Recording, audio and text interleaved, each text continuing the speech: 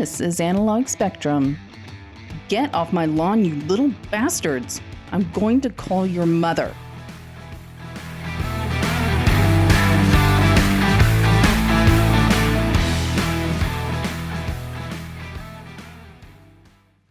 All right, this is Analog Spectrum. Hope everybody's doing good today. This is Tony. I'm here with Doug, and we are going to talk another. We were going to talk it last episode, but we're going to do it this episode. And actually, I'm kind of happy to do that because I feel a little bit warmed up and a little bit more chatty. Warmed up, and I got my dogs with me. I got Susie and Einstein back there. They'll probably act like assholes here a little bit later. That's why I put the mic in. God, what a mess that guy is. So we're going to talk Coast Guard stuff. We had Heath on a while ago. He talked about his Coast Guard story. But Doug and I, our last Coast Guard episode, we talked about our Key West experience. We do need to digress a little bit because Doug was on a 110. I want to hear a little bit of stories about that stuff because he said there were some things that happened that I think might be interesting to our listener, that guy, yeah.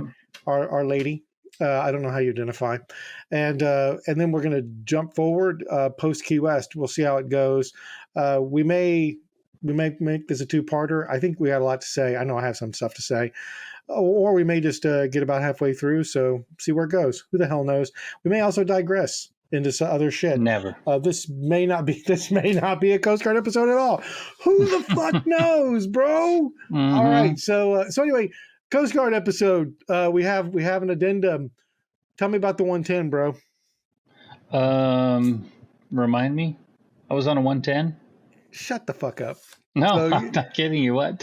Where did this come from? You were in San Pedro before you went to Key West. Remember we started talking about Key West? Oh, that was a 95. That wasn't a 110. It was a 95.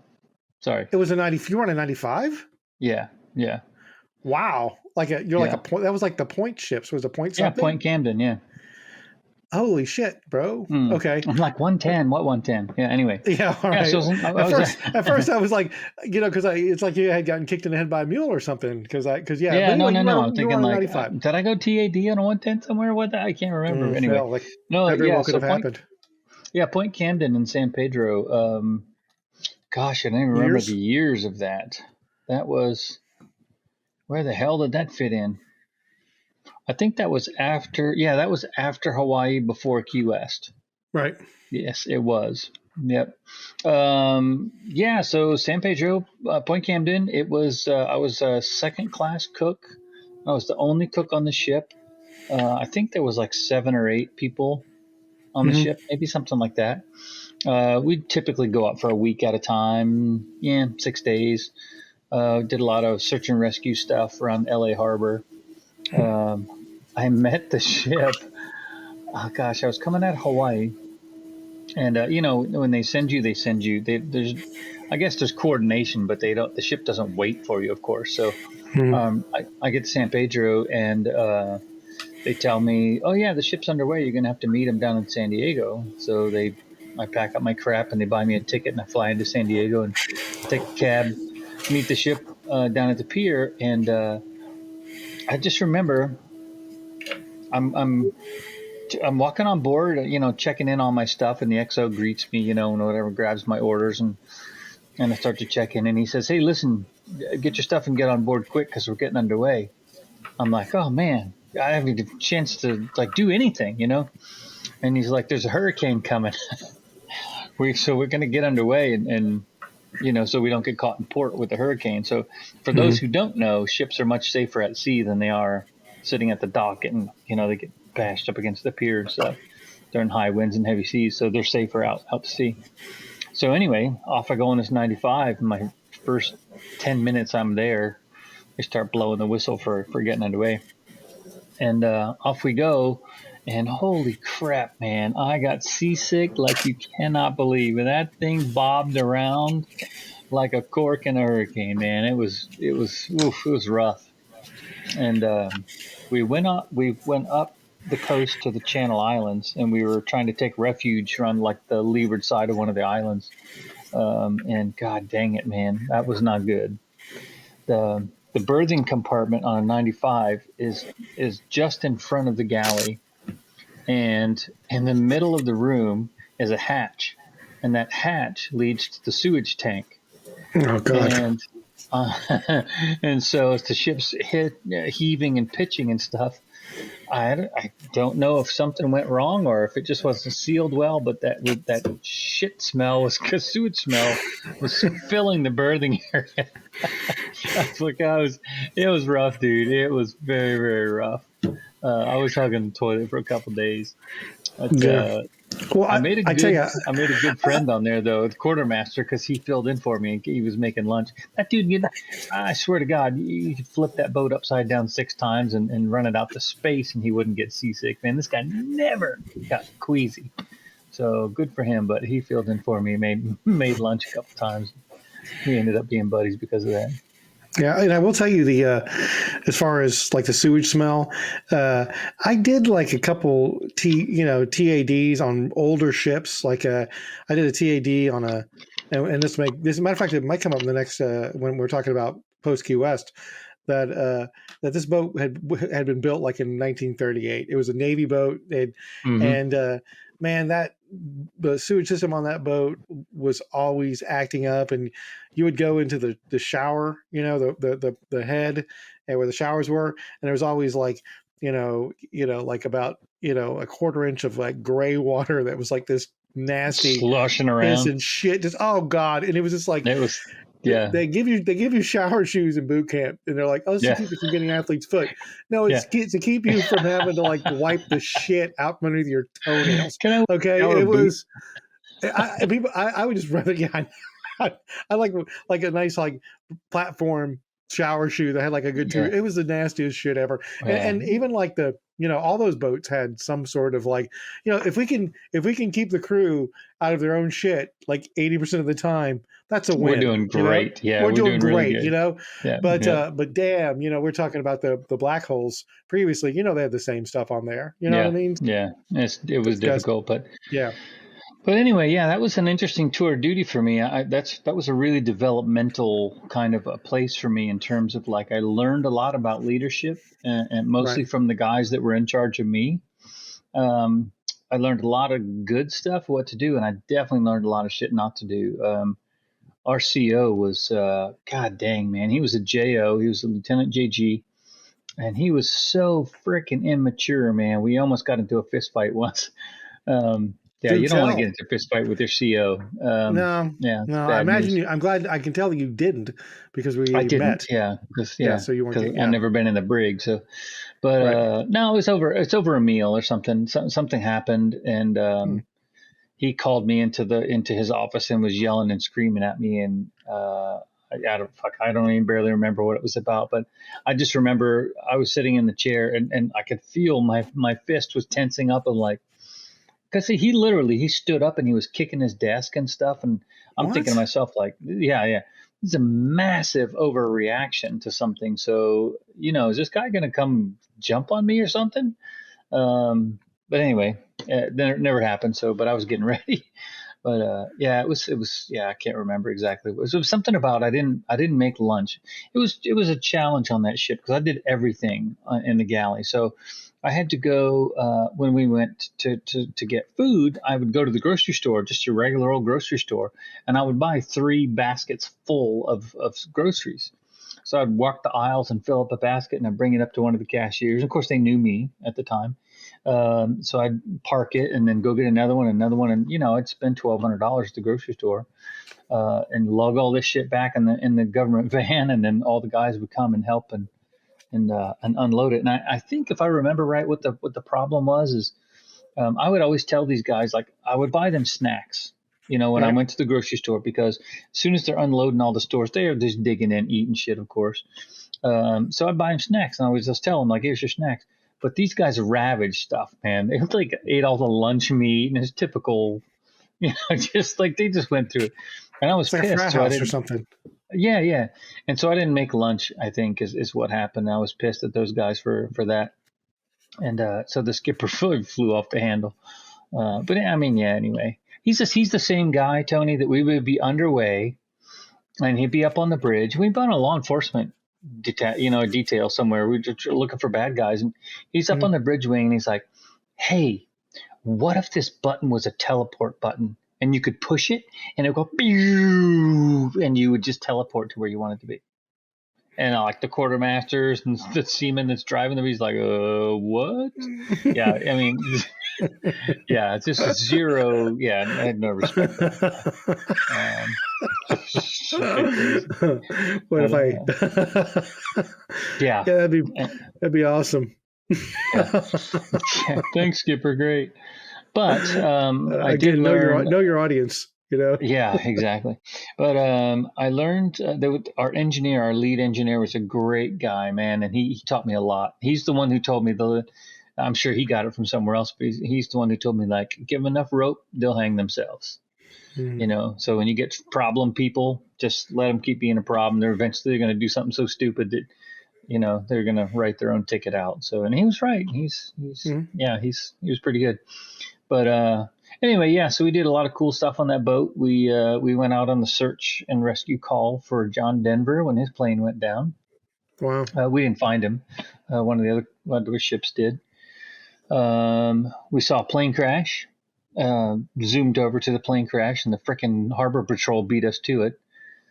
So all we got to do was sit there and like be on guard duty while the sheriffs removed the bodies and did all the shit that they were doing. So it was boring for us, but it was cool seeing a plane crash live. I mean, Mm. cool's the wrong word. Interesting, exciting. Mm-hmm. That was good. We did the harbor blockade during Desert Storm. So they blockaded LA Harbor, and no ships were allowed to come in and out without going through the Coast Guard. And we were one of the ships, and we just boarding after boarding after boarding, which that was fun because I got to drive the small boat, and I was, man, zipping all over LA Harbor. We had two boarding teams running, and I go drop these guys off here and go pick up those guys there and bring them to another boat and drop those guys off, and, back and forth. And so that was fun. There's a lot of small boat ops, and that was a ton of fun. How many people on a 95? Yeah, I want to say like eight or 10, something like that. Mm. It wasn't many. You said the XO like was a BM1. BM1. Yep, XO was a BM1. The MKC was the lead engineer. We had a QM1, and the guy that I became friends with was Bruce Dickinson, not the same Bruce Dickinson from Iron Maiden. But that was a cool guy, man. That would have been awesome though if it was. Oh, as a matter of fact, that's the other thing. We got a JO right after him after he left. The coolest dude ever, man. He was a Mustang. It's just like 180 degrees that ship turned around. Kicking ass, doing good stuff, going out doing LE patrols and SAR patrols, and he didn't get into anybody's shit that didn't need to be gotten into, just let you do your thing. And that was really good once he got there. Yeah. And so then after that, off to Key West. After that, off to Key West, yeah. So 4 years we're hanging out, doing CDAR stuff, freaking watching the world go crazy, talking to Louie about banging chickens, which was weird. Yeah. And then hanging out with Dave and all those crazy guys. Bastards. Yeah, there's probably other Key West stories that will probably swing back around. And it's funny because you mentioned like yelling, getting your CO yelling at you. That's probably one story I didn't tell. Didn't really think about it. But when I was in Key West, one time I had a non-rate working for me. I remember like one time I like laid into him. I feel guilty about it now, but he was a shitbag. But yelling at people never solves a problem. You know what I mean? Yelling at somebody is just a way to freaking build walls. Really. But I was in my 20s, and so I when you mentioned that, I was that's how you learn, though, right? I mean, right. And I regret it. You know what I mean? Because he was a funny guy. So, but he was a lazy guy, but funny. So. Well, there's a story that I tell that I still tell to this day, and it was about how I learned that you can't make people do things that they don't want to do. Mm-hmm. If somebody doesn't want to do something, you can't make them do it, right? They just won't do it, whatever. So I was 20 years old, maybe even 19. I was on the Venturous, and I was in charge of the scullery guys, and the mess cooks and all that stuff. Right. And I burned the living crap out of this pan on purpose because I didn't like the dude that's working in the scullery. And I threw it at him. I said, "Here, clean this, asshole." And he threw it over the side. And he's like, "Okay, I'm done." It's like, motherfucker. It's like, okay, you win on that one. That's for sure. So I had to ponder that one for a while. The lesson that was buried in there. I got to tell you, because of the world I live in right now, that is probably like at least once a week. I'll use the term. Is this a hill you want to die on? Is this a sword you want to fall on?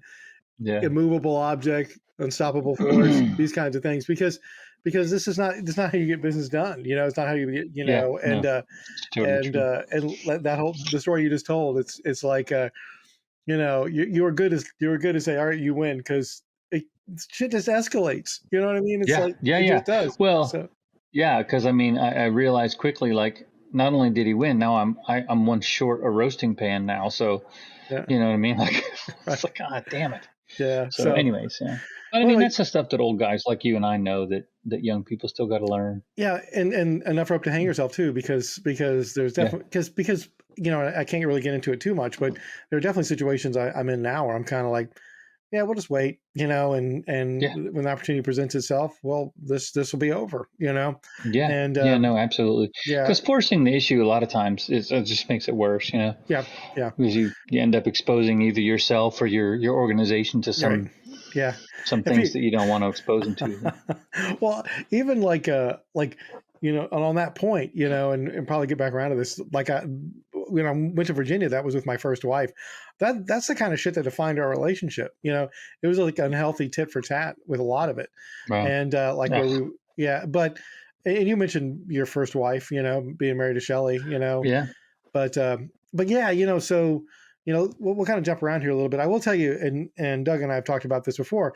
This is kind of a period where you and I didn't communicate a whole lot, because you had married your Hmm. second wife, or you were about to get married, and you had left Key West, and I had married my Hmm. first wife, and you went to West Coast. You went into I recruiting. went to recruiting. Yep. Yep. And then I went back to Virginia, where the Harry, but I didn't go to uh, to Portsmouth. I went to Yorktown, to the Reserve Training Center there, Right. Reserve Training, and and I don't know. We'll jump around here a little bit, because I could just sit here and start babbling about it. And this is kind of actually a little bit of a pivot away from Coast Guard stories.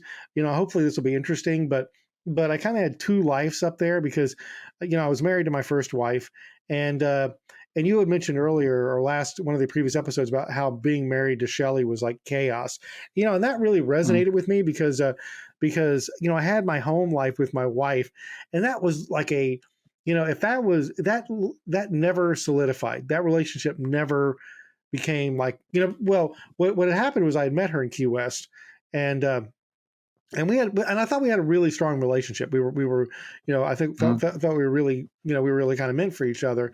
And taking it a few levels back, I was an 18, 19, 20-year old, typical 18, 19, 20-year-old, that, relationships didn't come easy. All the power, women held all the power. So when you ended up in a relationship, I had an early relationship, broke up, broke my heart, had a couple other ones, realized that I would survive. Finally was with her, kind of felt like, hey, this is something good. I should try to make this work. Hmm. She ended up getting orders to a Loran station. And I think there was some other stuff that happened, but she went up to Loran station as kind of one person. And if she listens to this, hopefully I'm not, I'm not trying to be mean. It's just what I noticed. She came back, she was kind of a different person, but we'd kind of committed Hmm. to ourselves. And we ended up, getting married. It's a very long story, but we got married. She gets orders. She had gotten orders to Virginia, and I was still in Key West. And so we were apart for about a year. And so we were married, right? We were married and we were in a marriage that never should have fucking happened, right? Never should have gotten Right. married. It was a mistake. Okay. Now, again, we talked Mm. about this before too. I'm married to my current wife now, super happy. So I guess in the big scheme of things, it all worked out. But Hmm. so I finally got orders, went to Virginia. We had bought a house together, and it was just fucking chaos, man. I mean, like Mm. we never had, it was almost like I lived in and now we didn't have a house full of shit, but it was like a hoarder house, right? We had Mm. like a bed, maybe a closet with some hangers, clothes. Our kitchen was kind of a shit storm. Now again, we weren't. I mean, I wasn't. It wasn't filthy. It was just like Hmm. you didn't come in the Messy. house and you'd be like, does anybody even live here? Kind of house. And there's no furniture downstairs. Now, when all that was going on, I was also working at Yorktown, right? So I had a job, And like at the time, I didn't think it was weird. I mean, I had a like an office. I had one. The house had a bunch of bedrooms. Actually, I had like 4 or 5 bedrooms. It's like one small bedroom. And I had a desk. I had a desk in there and a TV, and that actually was like honestly kind of what you got going on right there. You know what I mean? As you're getting Mm-hmm. your big house ready, small little room, everything I wanted. That's just kind of where I hung out. But me and my wife Mm-hmm. didn't interact too much. But anyway, that was my home life. That was what I did. I just kind of existed in this space. Everybody, I was married, but it was just everybody knew I was married, but it was just like away from. It wasn't like your typical marriage like I have with my wife now, where we come home. It Right. was like, hey, you want to go to dinner? We go out. We go hang out with you and Elzith. We freaking go to the river. We go see a movie. It was just like she occupied her little space. I occupied my little space, Right. and that was that. So but it was probably the most normal time I ever had, like in the Coast Guard, because Coast Guard. What I mean by that is the job I had was like a 9 to 5. It was, Mm. which every other job I ever had, had other some sort of Coast Guard component, but not really that job. Yes. But Yes. anyway, but I'm going to stop there because we'll come back around to my job in a bit. But what was going on with you at the time? Where did you go? Well, I married my second wife while I was still in Key West, and then we got transferred to Fresno, California, Right. as a recruiter. I was curious about recruiting, and I knew that as a cook there was a lot of sea time, and that was kind of an easy way to avoid it if you could become a recruiter. So, at some point, I drove up to Miami and did the interview. Whatever, it was pretty easy actually. Showed up, laughed at the ladies' jokes, and chewed with my mouth shut, that kind of stuff. Yeah, just did whatever. And they said yes. So I got up to Fresno, and that was kind of a cool job. Like you, it was very much a 9 to 5. There was very little. You didn't stand watch. You didn't get underway. There's no logs to do or any of that stuff. So um, again, I learned a lot of cool stuff there because I went through. They put me through some Dale Carnegie sales training, Mm. through a couple of variations on that, which was kind of cool. Learning some of that sales stuff. But yeah, I thought I was a pretty good recruiter. We met our numbers every year, and we developed kind of a. I don't know. Recruiters have this reputation for being sleazy, right? They lie and they say whatever Mm. they need to say to get you in the service. But I always looked at the retention rate, because if you get a guy in, that's one thing. But if he doesn't make it through boot camp, they take that number away from you, so it doesn't count. Wow. So they have to make it through boot camp for your recruiting numbers to actually count. And so I think there's some exceptions. If they get injured or something, but if they get thrown out because they're shitheads, lands on you. So, but anyway, so what we did is we developed a system, and we did a pre-qualification sheet. And so when you would call up as a high schooler and say, "Hey, I'm interested in the Coast Guard," some pre-qualifying questions we would ask you, and then if you said, "Yeah, I'm a felon," we're like, "Well, sorry, dude, we can't take you. Call the Marines," Anyway, so we go through this thing, and what we did is over the course of about 6 months, we kept all of those, we tracked them, and then what we figured out is we had to get 80 people a year in the Coast Guard, and so we were getting basically one qualified applicant out of every 10. So we thought, so all we got to do is talk to 800 people, and we got it. We'll make our numbers, and that shit work like a charm. So we just paced ourselves and went to high school events and worked the phones and all of that, and it was kind of fun actually. It was pretty good, but we tried real hard to be straight with kids. I developed a little video that I would show them to give them at least some kind of exposure to what boot camp was really like. So you And I broke up a stole little some bit. You scenes. broke up. You were just trying to get straight kids. That's pretty messed up, dude. No, It's totally messed up, bro. I was. Just saying. Well, you were the exception, so Ah, nice. What's your pronouns, bro? Anyway, but whatever they them. yeah. Gosh, you want to get canceled right away. I Anyway, know. the last thing I was going to say was that I pieced together a small, short little video of kind of what they could expect at boot camp, because I wanted them to make it through. If I went all Right. the effort of, because we had to handhold some of these kids, and they go through MEPS and they take their test and they take their physical and all that. So I made this little video and it just clipped it together. And I stole some scenes out of the Jack Webb movie, The DI, from back in the 60s, where he was like, "You like, what do you say? You look like 50 pounds of bubblegum shoved in a 20-pound sack. Mhm. You know, you're going to eat no rice, no beans, no da da da da." Anyway, so I just was trying to expose them to a little bit of like, this is what's going to happen, man. They're going to come on the bus. They're going to yell at you. Just don't flinch. Just go through the thing. So, but anyway, yeah, I was actually up for a recruiter of the year my last year I was there. Wow. I didn't make it. Some dude in somewhere East Coast beat me out, but whatever. Now you said you actually got. I remember one time you told me you traveled back to Cape May and you saw everything from the other side. Didn't they do that for you? Yeah, it was I forgot what they called it. Some kind of like indoctrination thing or something. Because they also, when you're in recruiting, a lot of times, if you're doing a good job, they'll let you slide over and become a company commander if you want. I had no interest in that really because it was freaking New Jersey. I don't want to live in New Jersey. But yeah, we went back for like watch a kid go through and refresh your memory and all that kind of stuff, and it was kind of cool. It was only like 4 days or something like that, but it was cool. How many years did you do it?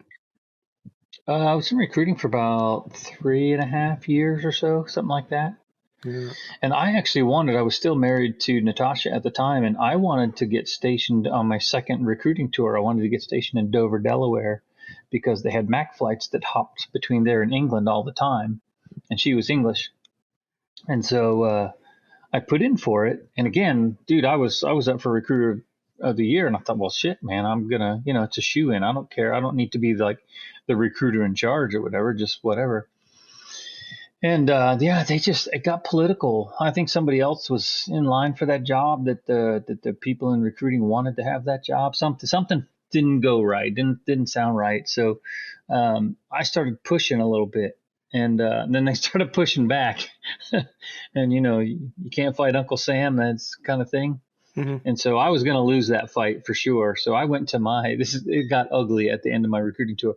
I went to my recruiter in charge, who was a chief. I didn't like him at all. Him and I didn't get along. But anyway, he wouldn't stick up for me. He wouldn't say, yeah, you need to send this guy. So I got in a piss and match with the recruiting detail, and I got a piss and match with him. So I get a phone call from the recruiting detail, says, listen, because they wanted me to take his job. They wanted me to stay in Fresno, and I did not want to stay in Fresno.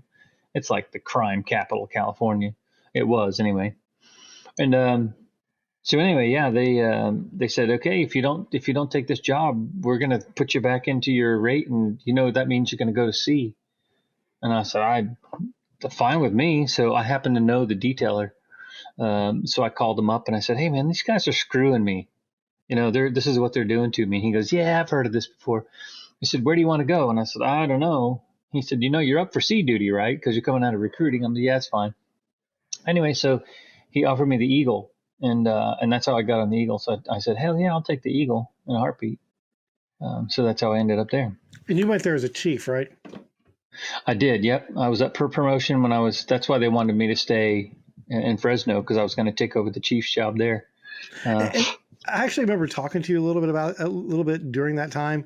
And I don't think you told me that story, but I remember you being a little bit like, I don't know, a little bit cynical about the Coast Guard. I remember you being like, because it was they wouldn't tell me straight as the real problem. Like, sure, I can take it. Just I'm a grown up. Tell me, no, my cousin's gonna get that job. I'm not giving it to you. Okay, well, shit, that's how the world works sometimes, right? But they were being all like weird. I even though it's jumping way ahead, like when I left the Coast Guard, and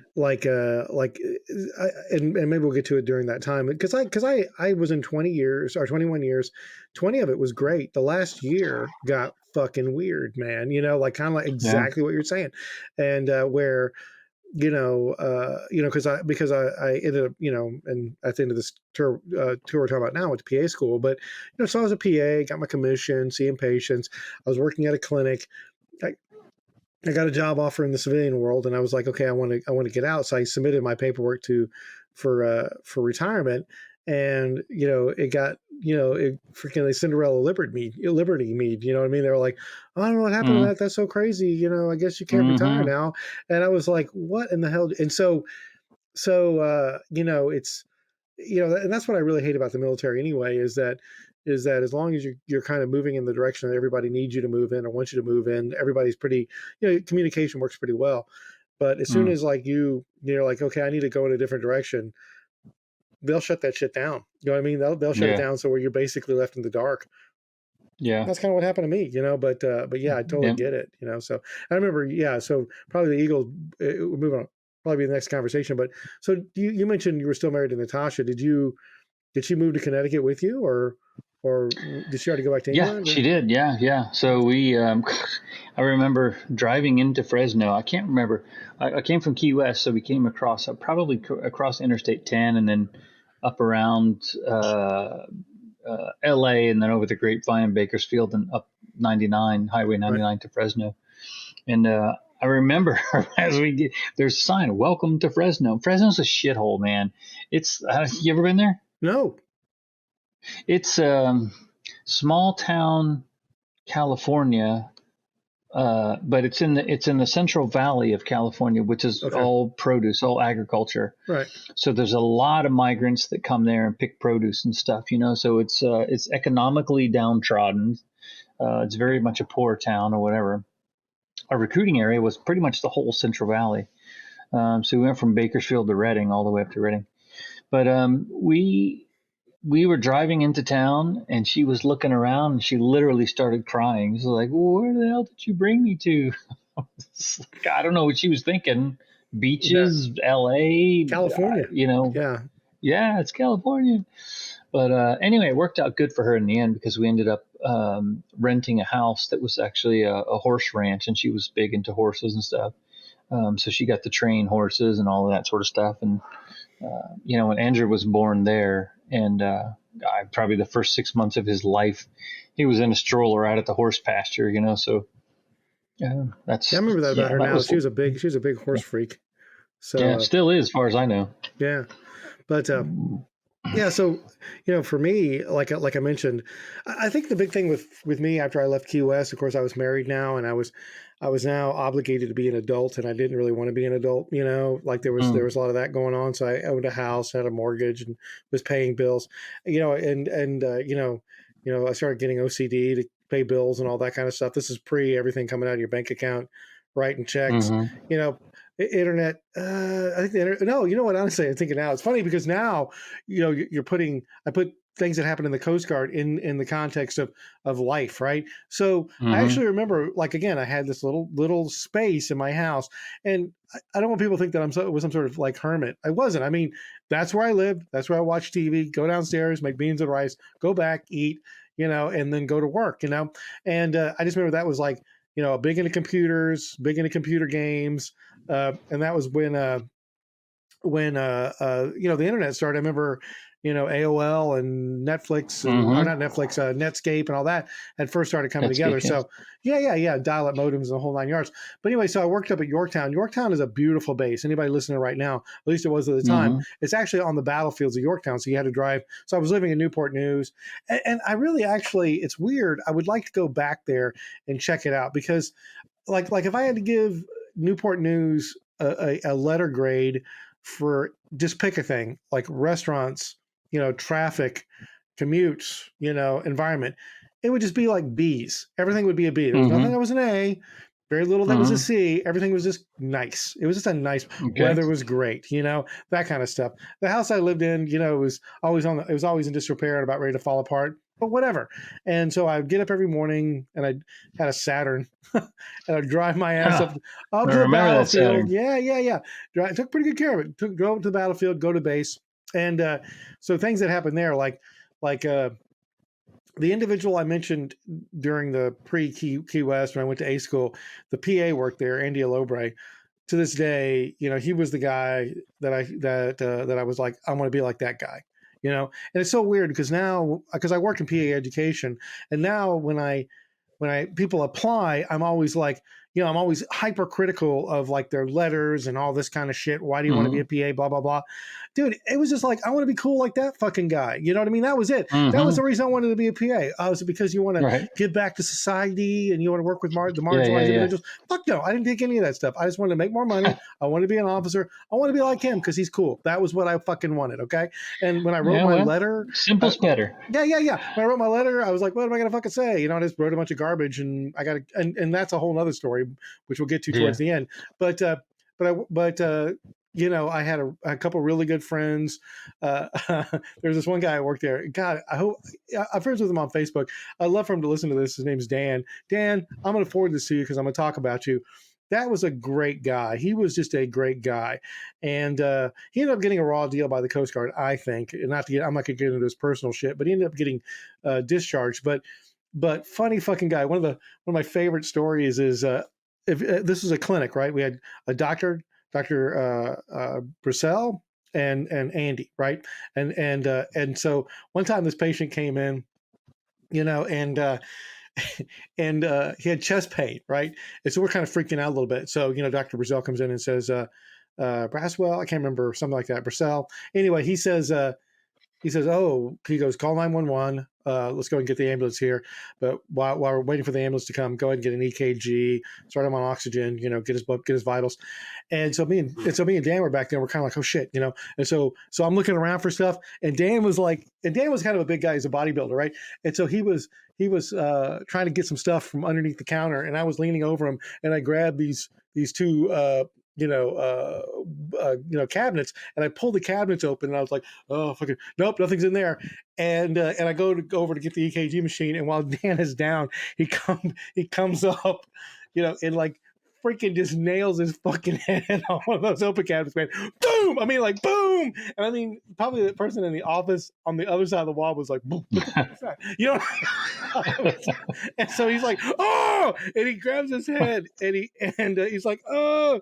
And so this guy is laying there going like, I can't fucking breathe. Dan is like dancing around back there in the urgent care. And he's like, oh!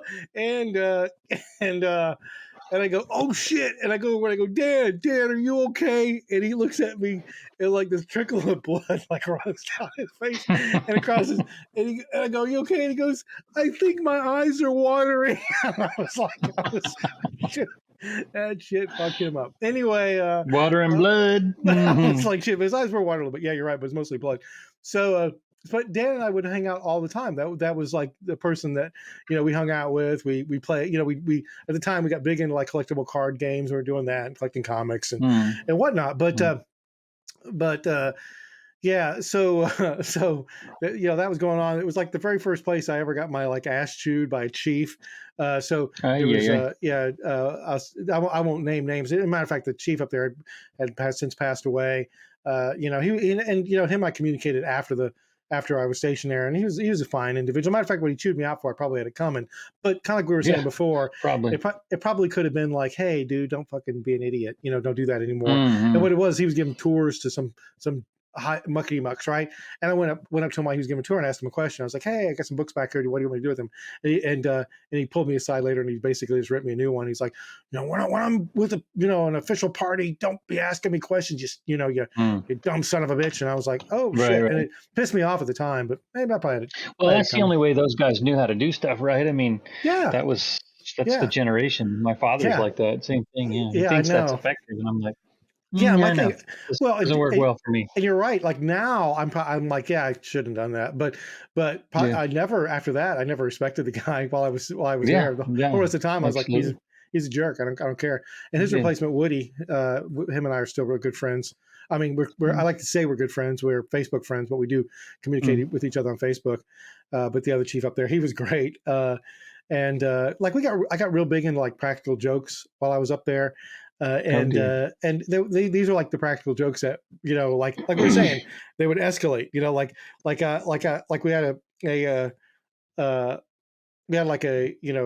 I got in this habit of like taking people's things. Like let's say for example they had like hand lotion, and I'd take their hand lotion and dump out all the hand lotion and then fill the bottle with mustard. You know what I mean? So just so I could, So juvenile. it is. And there was like one guy, and so that was just my thing. And there's like this one guy, and he was like this arrogant. He just thought he was, he used to play college football. He's a corpsman. He's like nobody has the guts to play a joke on me. And so what I did was, I went to like Costco and I got like one of those like dog food size bags of M&Ms, and I took that thing and he was working in an office, like they were doing physicals.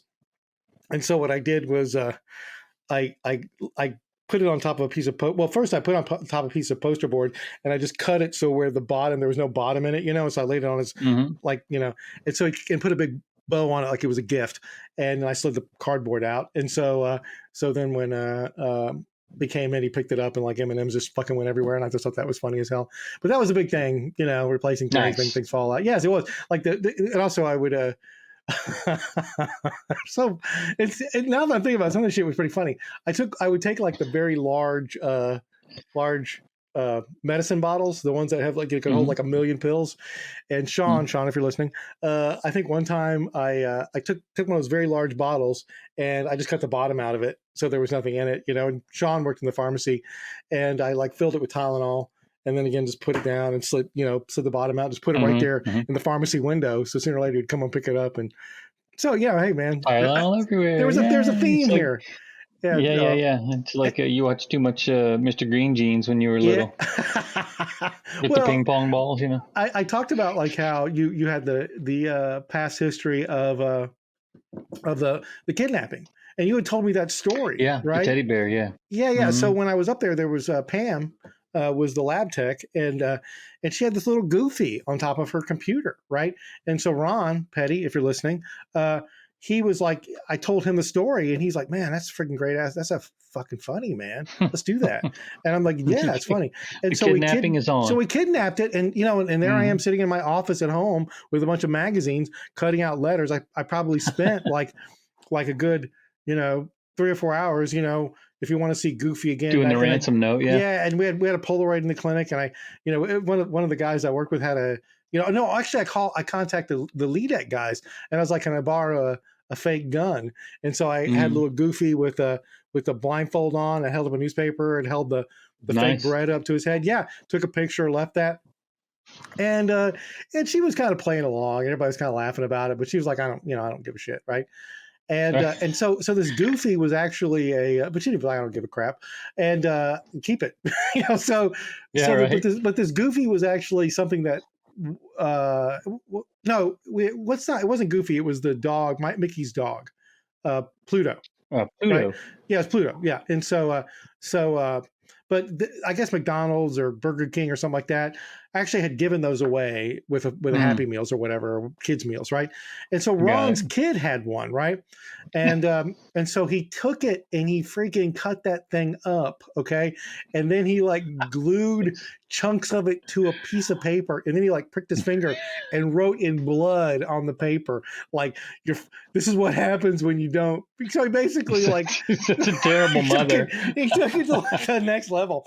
And I was like, son of a bitch. And so he shows me, and I'm going like, Ron, man, that's some fucked up shit. He goes, oh no, man, I want my freaking oatmeal pies. I want my Fresca. And I'm thinking, fucking dude. So he goes and puts this on his desk, and like Pam is like, how about I throw you $3 and you shocked, take care of it? Pam is like, yeah. So Pam is like, oh, we're gonna get base security involved in this one, and like before, and everybody, and again, kind of like your friend, like nobody fessed up, right? Nobody was like, yeah. When she was like, base security's getting involved, I went to my locker, grabbed Pluto out, and I was like, here's fucking Pluto back. I'm not the one who did the shit with the freaking finger stick. I'm not gonna say who, And we're good. Yeah. Good. I don't want the oatmeal cookies. I don't care. I don't even drink Fresca. Yeah. So yeah, but that's how that went down. Yeah, that's pretty funny, man. Our ransom was like two bags of popcorn and 2 sodas or something or whatever. Yeah. Well, you told me that when you told me the story initially, and I actually ran my ransom. I used my ransom off what you had said. I thought that's funny. It's funny. Just make it like some food shit. And I'm stupid. Yeah. Yeah. And while I was there, like I said, I did a couple TADs, and I talked about the shit water. That was Yeah, that was I did the escape, and the escape was out of Charleston, and Mm. typical Coast Guard bullshit, man. And Yeah. I think I did two TADs. I did one on a 210 while I was down there, but I want to say it's funny because you mentioned you're doing when you went to the Mallow. I think I learned like bad habits, like where because my life wasn't great anyway. I should have just embraced every TAD and just stayed on every TAD as Mm. long as I could because they were fun. Like the TADs were Yeah. fun. Well, yeah. But And plus, you didn't have a whole bunch of skin in the game there. You know what I no, mean? no. But Yeah. I remember the 210. I think I did that first, and yeah, the HS2 that was on board, the 210, like he had some sort of marital thing, and they were like, "Hey, we need somebody pretty quick. This guy's about ready to smoke himself, and we need somebody down here so we can go home." It's like met him like in St. Pete or something, and I was only there for like a Mm. couple of weeks, and he sorted his shit out, and then the escape. The story with the escape, it was out of Charleston, and we talked about this a little bit before, but the escape. They were going to decommission it, right? Because this thing would look like, Mm. honest to God, bro. If you That's a looked at rust like bucket, man. it was, if you look at like an old cartoon of old Popeye cartoon, and they show a ship. That shit looked like a Popeye boat, man, from like 1932. It was a seagoing tug. It was a freaking pig. I think it had a uncurable list. The thing just kind of set like Yeah. at like 10, 15 degrees. And so they're going to razor blade that thing. And Yeah. and I don't know what happened. Politics. They're kind of like, hey, we're going to do one more patrol. Let's do one more patrol, okay? And but the thing is that the next thing on their schedule wasn't a patrol. Okay. It was rough tray. Okay. Oh, The next shit. thing was rough tray. Okay. And they couldn't get out of it. Okay. So if they were going to do one more patrol, they had to go through rough tray. And if anybody doesn't know, rough tray stands for refresher training. And what they do is they just put the boat through all kinds of shit to see if the crew is ready to be underway. And the Yeah. They, Navy they does let the it. Navy. The Yeah. They Navy, let the Navy do the training and stuff. yeah, they let the Navy beat the shit out of us for like a 2 months or whatever. And like Doug and I talked about this before. On the West Coast, it's in San Diego. On the East Coast, that shit is in freaking Gitmo. Okay, so Mm-hmm. Gitmo is like the asshole of the Caribbean. It just there's nothing there. Okay, and Nothing so nice about it either. yeah, and we're talking pre 9/11, so it's really just a freaking, nobody wants to go to. I mean, there's nothing to do there. There's nothing to do there except Mm, maybe mm. drink and snorkel, and Fight. Yeah. yeah, and Yeah. so the boat goes down there, so I meet the boat. I meet the boat in Charleston. They give me and the boat had started decommissioning. So they had basically taken everything off that fucking boat, right? There's Mm. nothing on that boat. No medical supplies, nothing. Okay. So, but they're Yikes. like, so I had to do everything and I didn't know. I wasn't an independent duty corpsman, but I basically had to figure Mm. that shit out, how to get everything on the boat. So I had I had a seaman working for me, and we got enough on the boat to get it underway. And then we got to ref tray, I had to still do stuff. I had to get the gun bags throughout the ship. I had to get those. I had to get the fore and Mm. aft medical lockers all stocked. And they gave us like 2 weeks in Guantanamo Bay. And I kind of joked around about the fact that I was probably 28 at the time, but my 22-year-old seaman that was working with me was like, "Hey, what's up, old man? Do you like this music? How do you feel about Yeah. like Hootie and the Yeah. Yeah. Blowfish? Are you hip to Hootie?" And I'm thinking, Yeah. "Who's Hootie?" But at the time, Yeah. Hootie was big in Charleston. Anyway, Yeah. so did that rough tray. Did a rough tray. That was crazy. It was freaking crazy. Uh, and then we did a patrol, man. But that was the one where we're underway. The sewage system broke down. It was funny. There was these 3 DCs on board, and they had to like climb down. And I mean, they talk about DCs having to do like some of Mm-hmm. the worst stuff in the Coast Guard Mm-hmm. because they have to climb down in the sewage tanks, right? Yeah. Yeah, So DC stands for damage controlman. So right. their main job in the Coast Guard was to maintain all of the systems on the ship, like the firefighting system and Yeah. the sewage system, and not electrical. They didn't mess with electrical stuff, but and then if the ship takes damage, they're specialists in things like welding and patching and hmm plumbing and all that sort of thing. So yeah, we called them turd chasers because they Yeah, were the that's what ones who it. had to go Yeah, clean the and so sewage when it went wrong, and that went wrong a lot. there's 3 DCs on this boat, and two of them were black and one of them was white, right? And the white guy was like crazy. Like he didn't want to do shit, that guy, right? And Mhm. so I think they're for watch, this guy was like a DC3 and he was like an oiler, so he just basically like sat Mhm. there and like put oil on stuff that it needed it. Right. And so the sewage system broke, and and uh and it honestly, God, I felt like it broke for like 2 weeks, but it's probably just for a few days. But they were like, so we were like having to like shit off the side of the boat. That's like what it was. They couldn't Nice. actually, yeah. Thank you, Popeye. Anyway, but so Yes. these guys were taking, so when they weren't on watch, they were down in that freaking tank, right? And so this one guy, one black guy, I say he was black because when he told the story, man, he was like laying it on, right? He was like, and let's say the other guy's name was like Brad. He was like, so I went to go relieve Brad on watch, and because I come up out of the tank, I go get cleaned up. I go down and say, Brad, I'm here to relieve you. He goes, no, I'm good. I'll stay on watch. I was like, get your fucking ass. He's like, get your fucking ass in that tank, Brad. Get your ass in that tank. And I was just like, oh God, it's like, get down there and fix it, Brad. And I was like cracking And my head. Brad's like, no, I'm good. Dude, no, hey Brad, I'm here to leave. No, I'm good. I can stay on watch. So, but when that guy was telling the story, man, it's like, man, get your ass in that tank, Brad. So, anyway, That's funny. yeah, fucking finished Rough Tray, and like I said, that was when I worked mostly on I remember I had to research EMT, which is kind of cool because I went to what was it, the place where the Hindenburg wrecked.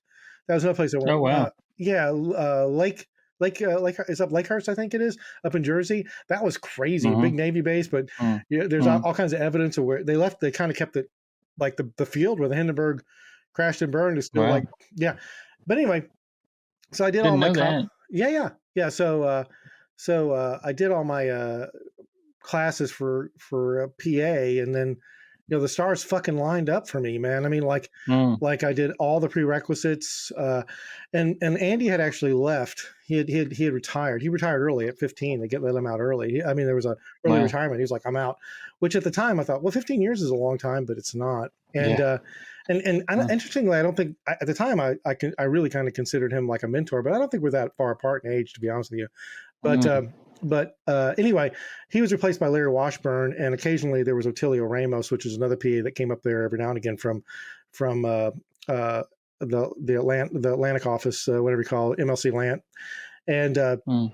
they were like, they took the mentor place, and what had happened was with the PA program, because I went to PA school in San Antonio where I am now, uh, is they would usually accept packets every year, like I think like in October, right? And for Mhm. some reason, just like typical, Coast Guard, bullshit, right? They were like, this year we're going to take packets in May, and all my shit was done, but they sent this message out like in like March, right? So I remember, and I was never dialed into the message traffic like a lot of people were. But Right. Yeah. Same. I remember Larry coming to me and saying, "Hey, bro, man, they're accepting applicants for the program, in San Antonio." And he goes, and he's like, "Do you have everything?" And I was like, "Yeah, I got all my classes, but I haven't done this and that." And I mean, I had and I don't even say it was March. It was like the packets were like May 9th, and it was like April 15th. I had like 3 weeks, and I was like, Mm. I don't have anything ready. And I remember he was like, if you don't apply, you're a fucking idiot, man. You're an idiot. Mm. Okay. I mean, they moved the date. You need to apply, right? You need to apply. Okay. But he literally was like, I'll lose all respect for you if you don't apply. That's insane. Okay. If Right. you've got the hardest part is the classes, just freaking get somebody to take pictures of you and your Bravos and all that shit and just Right. go, Get your right? letter of Just recommendation and get all it, that. get your letters and shit. And so I did all that. And I remember Andy was even like, before he left, he was like, dude, you've got what it takes. You need to pursue this, right? Mm. And so over like a 3-week period, man, this became like like this mad rush to get shit together. And Tilio also had a packet, and I just basically used his packet. I just, I said, Mm. okay, page 1, this is what he did. I just, Yeah. Sure. so Copy. Yeah. copy paste, right? Before there was copy paste, and I wrote the letter. I had the, and also one of my favorite stories, and I know I'm just blathering here, but it's interesting. To me, it is. To everybody else, they're like, who gives a fuck? But Interesting to me. Okay, I know. Very kind. I'll just basically just be me talking. Like I'll It's just good, yeah. Full screen. No. So I had to take the fucking SAT. I had to take the SAT. I had to Oh, take shit. it, right? And I never took the SAT. I was a flunky in high school, right? Yeah, same And here. I still to this day tell this story to my students, right? Because I did all this stuff. I got all the. My GPA was a 4.0, by the way, but I went to community college, Right. which was like they just check a block, right? So a 4.0 Right. GPA. So I go to take the SAT. I was like, damn, man, I don't know what I'm going to do here. English verbal has never been a problem for me. You know, I don't Right. think, but math has always been a bit of a bitch. So I go to like GameStop and I go to their little section. It's got not games, okay, and they got Right. little like 5 things with SAT stuff. And I grab like the Kaplan's SAT, right? And so I go Mm-hmm. home and it's super dense, right? I'm thinking, and so I do that for a little bit on the CD-ROM, and I'm thinking, damn, this is really involved. And so I basically, get back in my Saturn, drive over to the Newport News Mall, go into GameStop, go back there, and I see Henrietta Hippo teaches the SAT. I was like, that's fucking me, bro. So I grab that There thing. you go. I go, and it's like, there's all these like, anthropomorphic animals going like, hey, you taking the SAT? Let me give you some guidance on this, right? And it's like, I'm Mortimer Owl. Let me teach you how to do this. And I was like, okay, this is my shit, right? I'm in. I'm in, bro. I get it. So Mortimer Owl says there's 6 things or six. See how bad I'm at math? 6 things that you need to know to really to do well in the math. Watch that stuff. A couple of days later, I take the SAT. Him and whatever, and I end up getting like a 1380 or something like that. I do really well. Thank you, Mortimer Owl. Right. So submit the rest of the packet. Okay, jump way forward here. I go to PA school, and I go to my first conference as a PA, right? And at the conference is Mike Gossman. Now, Mike Gossman, retired captain, Coast Guard. He was like the PA of the Coast Guard, right? He was the man, okay, and very intimidating guy, okay. And so I'm sitting there, and he's one of these guys that, like, back when I was in school, I'd say like, Captain Gossman. He's like, you freaking right, Captain Gossman. I'll freaking tear your head off, right? That's how he was, right? But once I'm now a PA, he's like, call me Mike, bro. I'm like, nope, I'm not going to call you Mike, Captain. Anyway. So we go out and we go to like a Subway for lunch while I'm at this conference, and I'm thinking, Captain, I was curious, all the people that submitted applications, why me? Why me? Why did you take me? And I'm really waiting for him to just lean back in his chair and start waxing poetic about how awesome my letters were, or how something in the picture that I sent, it reminded me of like his first son or some horse shit, or I don't know, somehow, just through my grades, I managed to. Your romantic vision of the world, yes. Yeah, I'm just like, oh my gosh, I just knew that you something, I don't know. I was really waiting for that shit, right? But like through a bite of freaking, turkey, he doesn't even freaking stop chewing. He goes, your SAT scores. So I got into PA school, and I'm being very serious here. Thanks to Henrietta Hippo. Henrietta Hippo and Mortimer Owl got my shit into PA school. Boom. And I will tell you right now, as an individual who's driven by data, the map does show high SAT scores are a predictor of success in PA education. At least back then. Now they don't use SATs anymore, but back then they did. Boom. There you go. So got my hey, you're in. I applied, got in, and it was funny because there was like about a 4 or 5 month period before I left, and I remember like, God, a lot of people had applied, and I got all kinds of calls from people that were like, how did you freaking pull that shit off, man? I was like, I don't know, man. But in hindsight, in retrospect, I can tell you right now, anybody that's listening to this, hey Coco, what are you doing? It's dinner time. Can you tell? Yeah, no doubt. Anybody who's ever trying to get into any kind of program, GPA or any kind of standardized test is usually a big deal. So off to PA school I went. I stayed married. I can't even really remember. I was a geo bachelor in San Antonio after I left. But yeah. So I know they're on there for a bit. But yeah, my whole experience at Yorktown was, made a lot of good friends. I did learn there. I learned one of my strategies, like when I get into if I have somebody that bugs me, like really upsets me, or somebody that I think is just being a bully, I learned that they always say stand up to bullies. my advice to anybody that has a bully, find something that really annoys them about themselves and just start touching that shit. Just start touching on that. Because there was like, okay, so there was one guy there. He was such a jerk. But this is probably going to get me, if anyone's going to get me canceled, this will. But he, when he was a kid, he accidentally lit himself on fire. Okay. And so like, yeah, I like it already. I know. So so he had all these scars. He had some scars on it, but he was a bully. Okay. So let me be clear. Okay. This guy was begging for it. Okay. So, so, and he was, so he had these scars like on like a large portion of his body, and like every now and again, like when he would be bullying me, I'd be like, hey, guess who I am? Put me out. I'm like, John, man, I'm just gonna tell you, stop, drop, and roll's the thing. So I do shit like that. Like so because I knew that just got him fired up. No pun intended. But yeah, that's something I still do to this day. Like if somebody's a bully, I look for their weak spot. Their weak spot. I freaking exploit the shit out of it. So there you go. Little. So what did we learn in today's episode, Doug? Geez. Yeah, Henrietta. Okay, for one, Fresno blows, right? And Fresno sucks. Yeah. Fresno sucks. Don't punch your captain. Don't get in a fight with your captain. Don't get in a fight with your captain. Don't take practical jokes too far. Or too seriously. Mortimer Owl, Henrietta Hippo, good for the SAT. And find a weak point and exploit it. That's it. It's all you need to know in life. The Coast Guard in a nutshell. So that's it. But yeah, anything. So any other thoughts? I know you got to feed your dog. So as you see up there, who's that? What you got with you, Doug? It's Luce. That's Lucy. Anybody that was on the podcast and were like, "What's that grunting?" All of that. Not a pig. A Chihuahua. What a baby girl. Is that a baby girl? She's so sweet. So yeah, the other two are fighting back here behind me. So Doug's now got 3 dogs and 2 cats. 3 dogs, 2 cats, and a bird. It's too much, man. Yeah, it is. You're whatever. Yeah, what are you gonna do? All right, well, I think we'll end it there, bro.